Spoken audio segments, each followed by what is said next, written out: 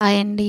సోడిపిండి నచ్చని వారు ఉంటారు కదండీ! సోడిపిండి పడదు అనేవారికి సోడిపిండితో దోస వేసి పెట్టండి, చాలా బాగుంటుంది.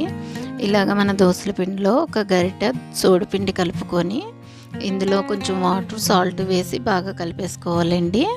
కలుపుకొని పక్కన పెట్టుకోవాలి. అలాగే ఉల్లిపాయ ముక్కలు, క్యారెట్ ముక్కలు కలిపి పక్కన పెట్టుకుంటే రెండు వేరువేరుగా కాకుండా ఒకేసారి వేయడానికి బాగుంటుంది. ఇలా పాన్ పెట్టుకుని పాన్ మీద పిండి వేసుకొని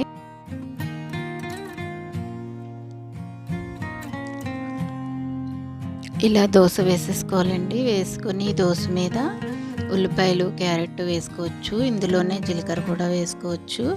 నేను వీటితో పాటు కారప్పొడి కూడా పైన వేసానండి. ఈ దోశ అయితే చాలా బాగుంది. టేస్ట్లోనే కాదండి, మనకి హెల్తీగా కూడా చాలా బాగుంటుంది. దోశ తింటే ఉదయం టిఫిన్గా